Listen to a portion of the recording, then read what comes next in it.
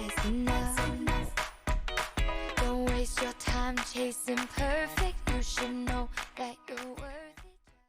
Welcome back, guys, to another podcast episode. I'm your host, Colleen, and today we're going to talk about how style, presence, and social media can level up your life and career. And I want you to stay tuned to the end because I have a freebie that you don't want to miss out on. Today, I have someone really, really special. He is a fashion icon. He's a lead visual for multinational fashion retailer. He's a TikTok star with more than 27,000 followers. And last but not least, he is my cousin and favorite person in the whole world. Let me introduce to you Michael Escobar.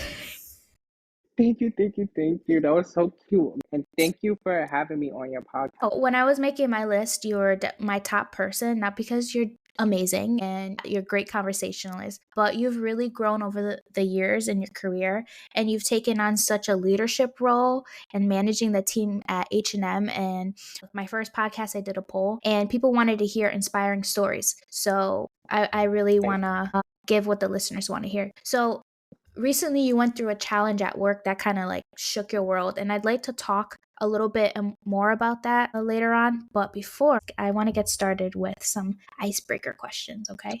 It sounds good. All right. Tell me. So, what's the biggest fashion risk you've ever taken, and how did it pay off? The biggest fashion risk, I would probably have to say last year on my birthday, like me wearing heels. Come on now. I'm I'll be doing a lot of crazy stuff, but heels, there was these white cowboy boot looking heels, and the heel was probably like a good, I want to say 3 or 4 inches. They were pretty high, but I looked good. The outfit ate, you know? Yeah. And it's so crazy because I only got those shoes just to show off the front. The little Okay. tip, the pointy of the toe, because that's all that showed with the pants that I had. But it made the look. And you didn't bring up any backup shoes. Didn't bring any backup shoes. I was in those all day in New York City. We probably left around 12 in the afternoon, and we didn't get home till like 2, 4 in the morning. So yeah, my feet were barking. I can only imagine. I wear heels for an hour and I'm ready to take them off. You're a trooper. And what's the first outfit that like made you feel unstoppable? My first outfit that made me feel unstoppable, I have to say, probably my younger days, like when I was young, because I was always into fashion, but I had this one outfit it was a tracksuit outfit. And it was all black, but the lining and the zippers were baby blue. And then I had a baby blue shirt with it. And when I tell you, I thought I was all that in a bag of chips. Like you really couldn't tell me nothing in that outfit. Really? I Yeah, wonder if yo. we could find a picture of you in that outfit. Yo, seriously, it has to I don't be. It has remember to it. be. Oh my God, it was so cute. And if you could rate a celebrity's closet, who would it be and why? Celebrity's closet. That's a good one. I'm gonna have to say, I got 2 people in mind. One, ASAP Rocky. I really like his fits. He'd be different with it, but my top person, I'm gonna have to give it to Pharrell, because Pharrell be doing so much different stuff with his styles. Like, I just know we'll get so many cool pieces if I go into his closet. So tell me exactly, like, what is your role as visual, and why is it so essential to the operations of your store? So the role for a visual in H&M, we're pretty much in charge of the marketing. We're in charge of styling the mannequins, so that's steaming and ironing their outfits. All the new product that comes in for truck, we push that out into the department that it belongs in, and we pretty much have to rework that. So we have to rework what's on the floor, including the new stuff that comes into truck, and making it look pretty, presentable, easy for the customer to shop, and easy for the sales advisors to run and clean up at the end of the day. And it's very essential for the job because I'm pretty much like what makes the store money, pretty much. Like, we make the store look good, we make the store look pretty, we want to make the customers want to shop and want to grab and want to buy, We also look at numbers to see what is selling and what's not selling. So if a certain product is not doing well, we see where it's at and why it's not doing well. And No, if it's not doing well, we put it into a high traffic area so it can sell better. that sounds like a lot. It is a lot. It is a lot. And usually, stores either have 2 to 3 visuals in a store, because it is a lot of work. But it's I was about to say it's worth the money, and I do love it. It Yeah. don't feel like a job to me, which is crazy. That's the dream, to be able to have a job that doesn't feel like it. And that's not Uh, to say you don't have stressful moments, but as like how much does your store annually make? And how does that average like around the other stores like in the other cities? Other store, it depends, obviously on the location, which is crazy. Our store is not even a top 5 store in Connecticut. Yeah, which we are close to it, I believe. But yeah, I believe that I can't remember all the top 5 stores, but I'm pretty sure Danbury, Norwalk, and West Farms is up there. And then we're also in the district with New York, so I'm sure maybe 2 of the New York stores might be up there too. How much are these stores annually making, these top stores? Like what do you have to make to be a top store? Just a rough estimate. I believe more than 5 million, Okay. So you guys are because almost there. yeah, because it goes by categories. It's blue store, red store, black store. So a blue store makes under 5 million. A red store would make 5 to 7 million, and I believe a black store would make over the 7 million, which are Wow. pretty much the city stores. No pressure. Things go by season. What is it that's so important about the little details? Like why does it matter? Especially when you're working on like the mannequins that are in front. The little detail just matter because when I tell you that is what sells to the customer. Okay. Like I could throw on an outfit on a mannequin, and let's say I don't steam it or not, because there's stores that do that. They don't steam or iron. They'll throw on the outfit, but it's wrinkled. It might not fit the mannequin. It just doesn't look good. And if it's not looking good on the mannequin, nobody's gonna buy it off the rack. So just seeing it on the mannequin, seeing how nice it looks, because also outfits look so different on a hanger as well. So it's nice to see that visually So it almost has to be like perfect. Like the customer has to almost imagine themselves in it. dressed as the mannequin. When you guys are on top of the styling, and everything looks good in the store, do you notice that your sales go up? Yes, they Really? do. Okay. They do. Wow. They do.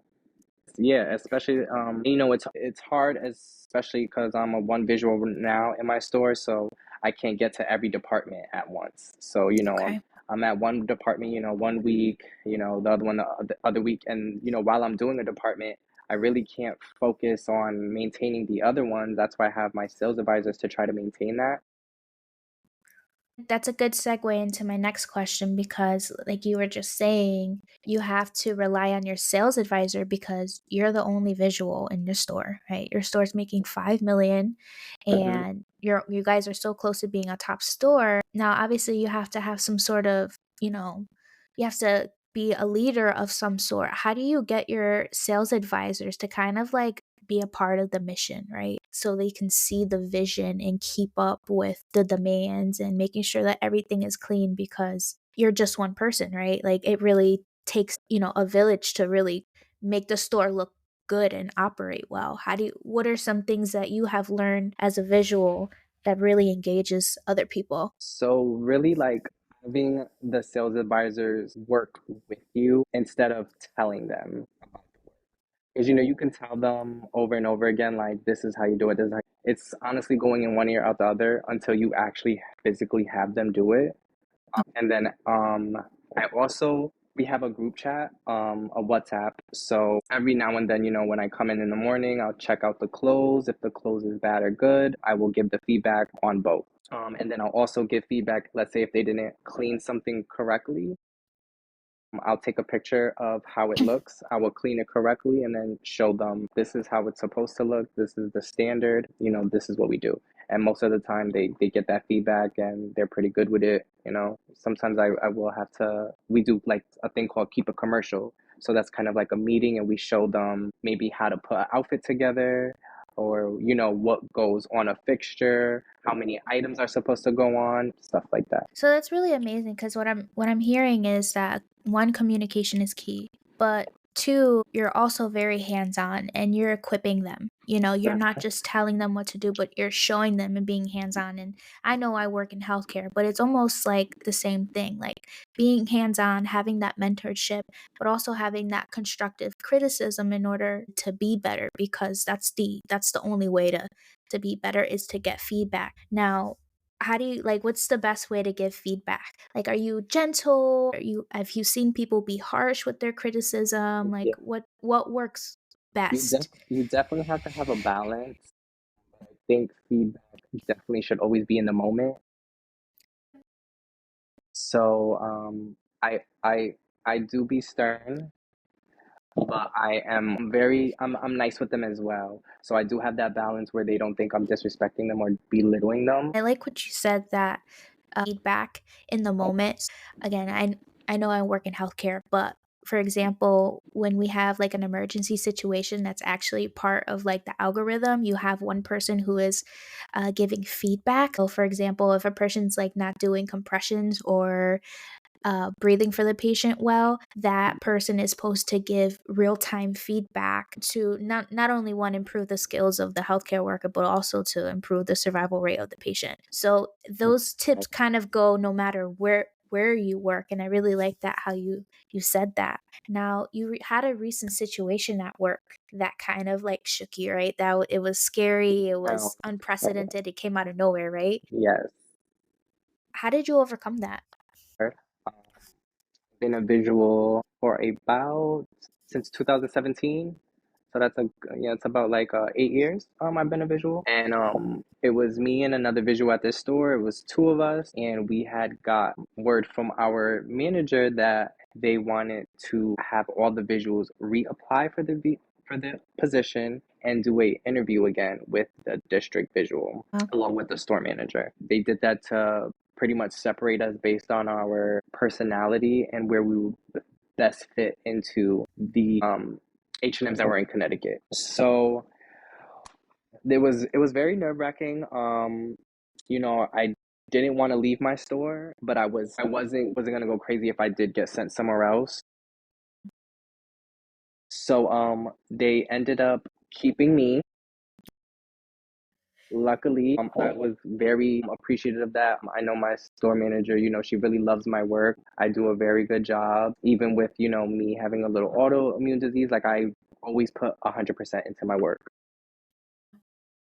And, um, I don't know how it affected a lot of other people. A couple visuals even left the company and took a severance pay because they didn't like what was going on. I'm the only one in my store now, but my store is supposed to have two visuals, so we are waiting on we're getting another visual eventually. yeah.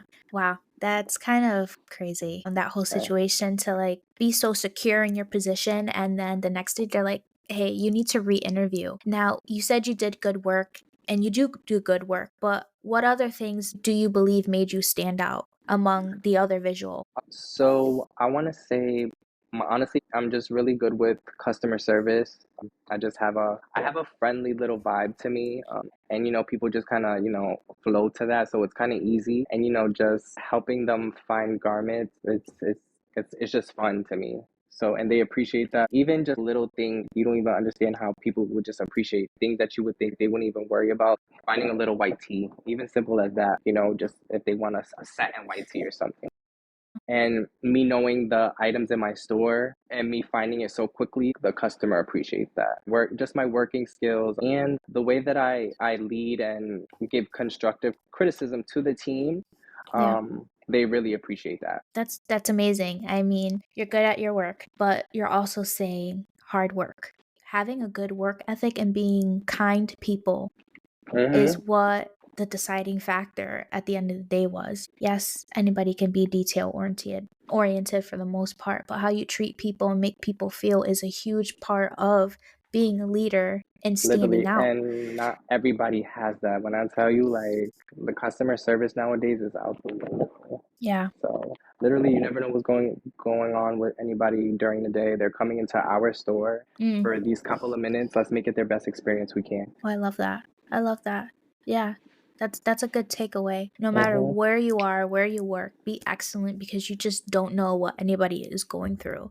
It could Right. be like the worst day of their life, and just a And you can simple make their day, kindness. right? Yeah, Just from a you can make high. their day. Maybe it's a person who hasn't been out in forever and they see your smiling face and you're just so willing to help. Mm-hmm. So That's exactly how it be. it's the little things that truly matter. And talking about like putting outfits together, you dress very well. Your Don't fashion don't mind your them. fashion sense is has always been amazing. Even like you said, since you were younger, you just have that like innate sense of style. And how do you think looking together influences like how people treat you, kind of thing? It's definitely a big difference from when you're putting yourself together than when you're not. And it's so funny that you said that because I've like experienced that while I was working in Waterbury H&M. I was also the visual there. And when I tell you, everybody would come up to me like, everybody would just ask me questions. I was very helpful. I was cute. I'm young. I let my beard grow out and I was looking very rough. I was not getting that same attention. Oh my God, people was not coming up to me. I was like, what the heck? I finally cut my beard off again, and again was the more attention was coming in. I'm like, wow, like that's a little ridiculous. And that's just the face, facial hair I'm talking about. But even with clothes, like in our job, we could wear anything. Well, before we could wear anything, so we could even wear sweats because it was trendy. But the thing is, people was wearing sweats not trendy. They was wearing sweats and dirty socks, dirty flip flops, like they just rolled out of bed. And customers were complaining about that. Wow, I didn't know Yes. that. Yeah, customers were complaining. So H&M changed our dress code policy again, and we cannot wear sweats. Cannot wear sweats. We cannot wear hats. We have to look good, because we have to look presentable. So it definitely all matters how you look. I've experienced the same thing. Like, when I go to work and iron my scrubs and do my hair and look presentable, people are more likely to interact with me. Or when I approach them, it's so much easier. And I put it to the test. I really did. I was like, let me go in looking rough. But at the end of the day, like patients, when they see you, like at least for me, they're not feeling well. They're having the worst day of their life. They don't want to see somebody coming in that just rolled out of bed. Right. They want to see somebody that looks professional. I know Mhm. that might be taboo to say, but how you look matters so much. And Mhm. number one, it's self-care. Like like looking good and dressing well doesn't take too much effort, and I want to Mhm. get your tips on how to look good, but it builds your confidence and you find Yes, that it your makes you work feel better. good. It makes you feel really really good. It changes, you can be in a funk and you put yourself together and you genuinely just do feel better. Mhm. So, what I'm trying to say is that no matter what field you work in, you can benefit from investing in your image, right? Mhm. Yeah. And style doesn't have to be designer, right? You just have to be intentional. So, what are the trends right now? Like, what are you seeing that is coming out? So a lot of trends would be like the wide leg pants, flared pants. For like girls, the linen blouses, blazers, denim, like obviously just wide denim. And I'm trying to think what else. I've been seeing a lot of like the Chanel look with like the mini skirt and like the matching like jacket type. Like Clueless? Yes, yes, Okay. yes, yes, yes. Okay. I like that look. Real cute, but not with the plaid, more solid. Like But tweed yeah, kind of. yes, yes, there you go, the tweed. Yes, tweed. Do you think it's necessary to be trendy to look good? Like, do you think like what is your take on trends compared to like a classic style? Like trends, obviously they come and go. It's just fast fashion, and that's what H&M is. H&M is fast fashion, and I love trends. I love trends and kind of making it my own. But I also do love to dress how I feel when I wake up, to be honest. So however I'm feeling, like that's what I'm gonna wear. Cause sometimes I want to be dressy, sometimes I want to be like sporty. Sometimes I might want to do like a little gym look. Like it really depends on how I feel. And and with the designer, like designer honestly does not make anything. Like you make the outfit. How do you develop a sense of style? How do you get to that point where you wake up and you know what to put on? Because some people genuinely do struggle with their with You know what's so funny? I've always said to myself, you can't teach style. like it's just something like you kind of have, because I've been just having it since I was young. It's just I like to put Yeah. things together, and also like I heard this one line from a designer before, and they were saying, like when you're putting something on, and if you're looking in the mirror and you're thinking too hard about it, then you did something right. So like, like even if you do something a little crazy, like if you like it, if you're confident in wearing it, it's gonna look good, if you're confident in wearing what you have, like it's gonna look great. So confidence is like a huge part of it all. Okay. Like that's gonna make your outfit, I'm telling you. What are some things you do to build your confidence? Just one tip. I just tell myself I'm the best. Guys, do you hear that? This You need to just look at yourself in the mirror and tell yourself you're the best Yeah, like until you literally. believe it. But no, there's honestly something to be said about that. You say does come to fruition. And if you're telling Mm-hmm. yourself, I'm the best, I'm confident, I'm worthy, Mm-hmm. I'm capable, you start to believe those things and then you start to operate it. You may not You feel do. like it at first, right? You may not feel confident in that risky outfit that you're taking, but eventually you're going to get bold enough to just Yes. keep doing it, right? Yes, and honestly, yeah, like if that first little crazy outfit you wear, you might feel like a little shy and timid, like when you're wearing it. But when you keep wearing these outfits that you're doing, just keep doing it, doing it, doing it, you're gonna be a little baddie. What are your like top tips? Like how does someone build a wardrobe? Do they just go and buy a whole bunch of trendy pieces or do you start buying some basics to like put stuff together? I would definitely say get like the essentials, like, get you like a little plain boxy tee, maybe different colors, maybe different style of jeans, um, or maybe one style that you like, but different colors, just to start you off like that. Shoes, I would say whatever shoe you get, that's how you can base your outfit. Why the shoe? The shoe makes the outfit. I don't know what it is, but certain fits you have to wear certain shoes. Okay. You Like know? your heels. Yes. I can wear any other shoe but that heel. You had to. I never thought of shoes being so important to the outfit, so I'm going to pay more attention to my Literally. shoes. Yes. Yes. And then, adding little accessories and stuff, the bag, the belt, little earrings, the necklace. Like, you don't want to wear too many accessories, but it's very cute. Yeah. I'm gonna say maybe three the max. Do you have like your go-to accessories? Like do you have like a bracelet, a necklace, some earrings, or do you like to like mix and match? Honestly, my go-to accessories, I need to work on them because I'm working on always like wearing a bag and changing it. Right now, I have like this big white bag, but I do want to change that. I have this like little green bag that I have that I've been wanting to rock, but my go-to is always I'm always wearing my Apple Watch, and I always do have studs in my ears. I did lose one, so It takes time to build a wardrobe and a sense of style. You it just does almost have to experiment and see what works and what makes you feel comfortable because at the end of the day you want to be comfortable and confident in what you're wearing. It just exactly. takes some time. Two, another thing is that a lot of people don't know is how to dress for their body Ooh, okay, talk about that. Talk about that. because a lot of things look good, and a lot of things people might not even like because they tried on the wrong size. Mm. You just literally have to, like, when you go into the fitting room, take the size that you usually wear and take a size down and a size up and try all of those just to see how well it fits you.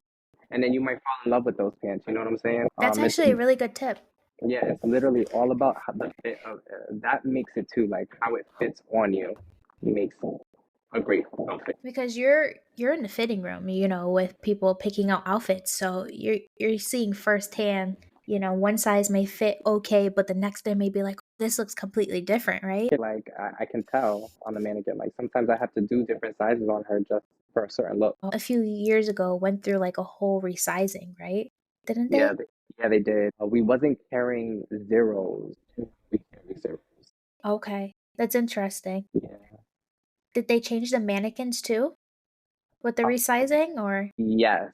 So like the mannequins was wearing twos at first, twos and fours, and now they wear like fours and sixes now. oh, so they upped the size. And I imagine that's probably to make it more normal. because some of these mannequins, they're so tiny, you can't imagine yourself in it. And it's a European company or Okay, that's a Sweden good company, point. so everybody over there is all tall and lanky, so they be thinking about their sizes. Not America, but So they someone shouldn't get discouraged if they usually wear size 6 and then they have to up a size. definitely not. H&M is just their structure of clothes are just very tight. That's good to know because I hate the fitting room. No, I hear you. Oh my God, everybody, I hate using the fitting room. It'd be too much work for me. I'm like, I just want to buy it and go. Sometimes that's why leggings are just like my best friend because Hear that? I I hear that. I can't. What's wrong with pair of leggings? No, you can style those pretty good too, you know? Hmm. Now 25,000 followers. How did that happen? I just looked on your TikTok and I'm like, is my cousin famous? Yeah, no, and honestly, it's not even like oh, I mean, 25,000, like it's honestly, which is crazy. But I ended up getting those followers because I was doing TikTok's voiceovers for Bad Girls Club, with Yeah. also doing the zodiac sign. I started that. I started the Bad Girls Club with zodiac. I just want to say that. Um, yeah, that blew up. They was loving it. They was following me, and my mistake was I started doing other different things. Because I'm like, okay, like I'm funny. I just want to do what I want to do now. Like I don't want to do these long BGC videos that's taking me hours. But when I drifted off from that, the views was not coming no more. So you have to kind of stick to what they fell in love with. They fell in love with me doing that. But I got to think of some other stuff. To reel them back in. I'd be getting lucky sometimes. Some videos be going viral. I want all of them to be consistently viral. No, that's the hardest part that I'm like finding a niche because I like so many things. Like I don't want to Mhm. just stick to one thing, kind of like you. You're very Right. multifaceted. You love fashion, you're funny, you like to be serious sometimes. I'm like, I'm like, I'm kind of amazing if you think about it. You are. You are. So what would you say like your personal brand is? That's a good question. Honestly, I don't know. I wouldn't even know how to answer that. Like, I wouldn't even know how to answer that. But that's definitely something I'm gonna think about, and I'm gonna have an answer for you soon. Yeah, yeah, I I'm like that working though. on it. Yeah. Yeah, and I think, you don't have to be, you don't have to have a ton of followers. You don't have to be this famous person on having a personal brand. It's more so like who are you? If somebody were to describe you, what would it be like? And it's authentic to you and it's subject to change at any time. But I think understanding and having that concept of who you are and how you want other people to see you is pretty interesting. I think it's a cool thing to have, especially if you're trying to grow on social media or just grow your presence. No, definitely. Tell me one thing that's super cool about TikTok. Like, what are the possibilities on TikTok or just any social platform? I think TikTok is super cool because it is an easy platform to spread something so quickly. And it only takes that one video to pop off, and that's it. So that's what I like. And I want to add in, I love the comments. I just love reading the comments. It gets through my day. I always have a laugh just reading the comments. Like that's it. That's why I have TikTok. The comment section is Yeah, they're top tier. crazy. Gen Z, they have a They're funny funny. mind. Yeah, they are. They are so They funny. are. There are some things that I've seen, I obviously can't say, but they're hilarious, and Mm-hmm. I like working with them. Yeah, They're yeah, super yeah. fun to work with. And it's funny because I be looking a little young sometimes and they forget that I'm not Gen Z. And one of the girls came up to me and she was showing me how McDonald's came out with the Minecraft meal. I don't know if you've seen that, but so No, I didn't. she's like, oh my God, Michael, look, like they have a kids meal for adults, but it's Minecraft. She's all, look, it's Minecraft. So I'm like, oh, okay. I'm like, that's cool. She's all, but look, like Minecraft. And I'm like, babe, I'm all, that was not my generation. I'm all, did you forget? She's all, oh my gosh. She's like, I forget you're old. I'm like, yeah. I'm like, that's not my game. Yeah, they be calling me old. They be calling me grandpa, geriatrics, all that. Not Yeah, geriatric. yeah, That's brutal. yeah. This Gen Z's brutal. They are. They They are are. brutal. They are. I had to ask.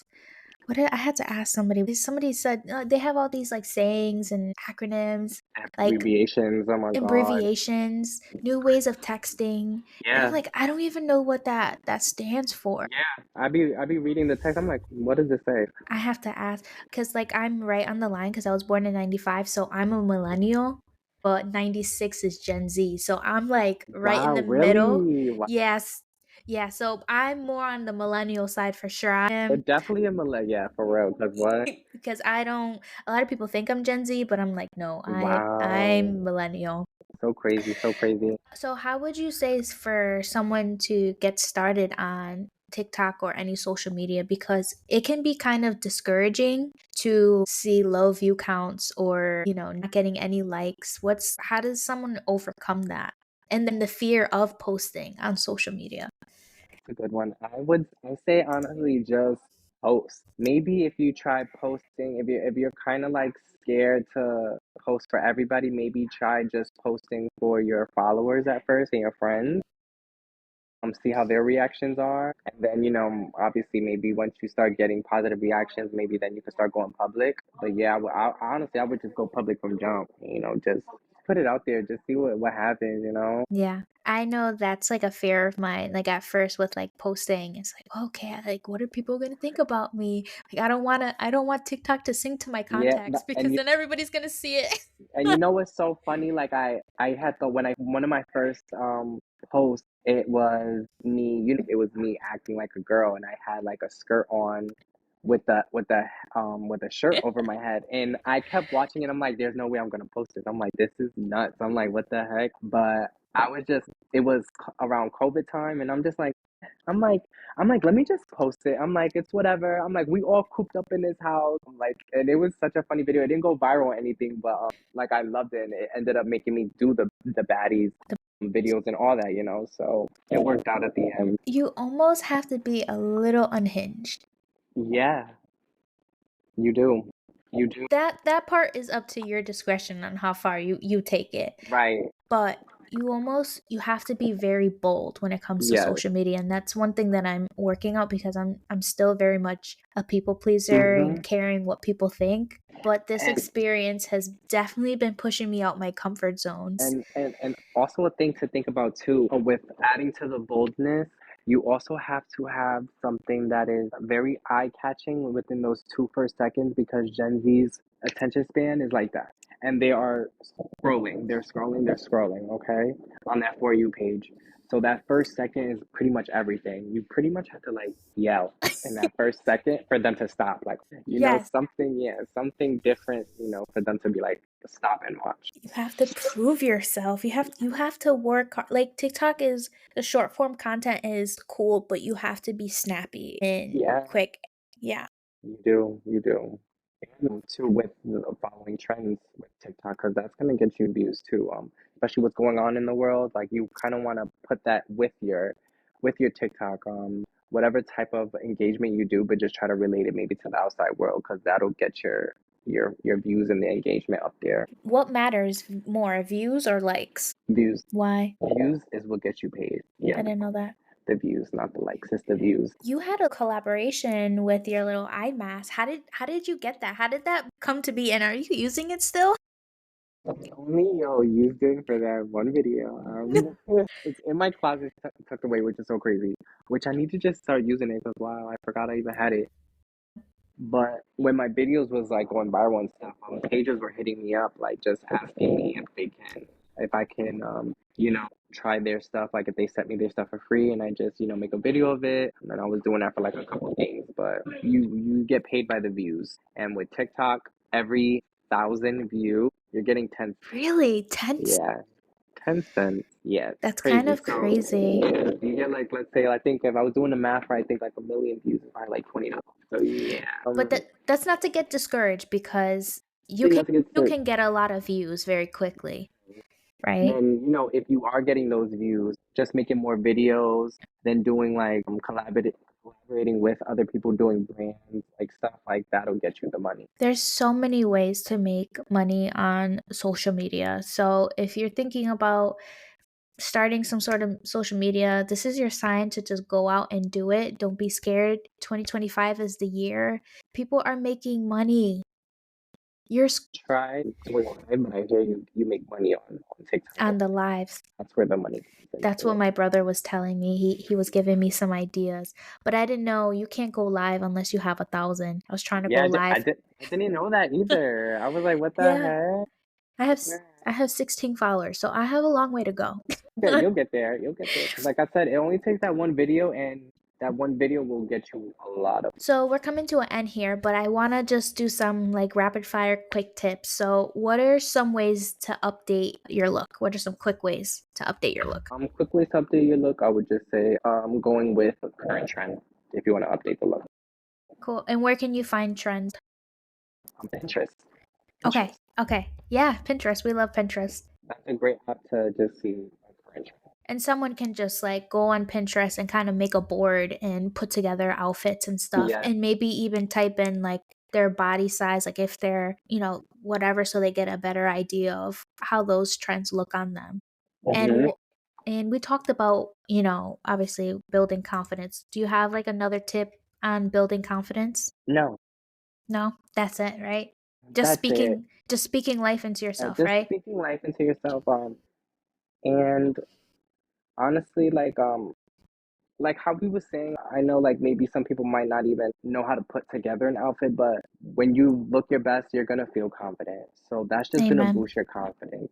Just trying to look your best. I love that. We're gonna end on that note because that's great. When you look good, you feel good, and there's so much truth to that. And Mm-hmm. that was beautiful. Uh, And what's your handle? Like, where can people find you on TikTok? so my TikTok is Michael Escobar Soup.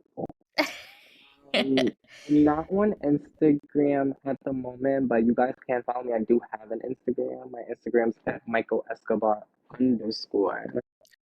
But yeah, I took a little break off of Instagram, but I am Okay. on TikTok still. Cool. So I'll post your socials in the show notes. Now for the freebie, you have access to my free level up guide that I just launched last week. And it has a planner, has tips on leveling up, a vision board, a self-care guide, and so much more, Mike. I'm gonna send it over to you. Oh It's yeah. available on my storefront, so link in bio. That's my little gift to you all today for So listening. cute. I can't And wait to get mine.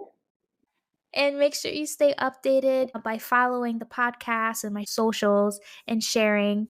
And let me know what your favorite tip was from today. So, Michael, thank you so much for being on today's episode. And to everyone else, until the next time, bye. Bye. That's enough. Don't waste your time chasing perfect. You should know.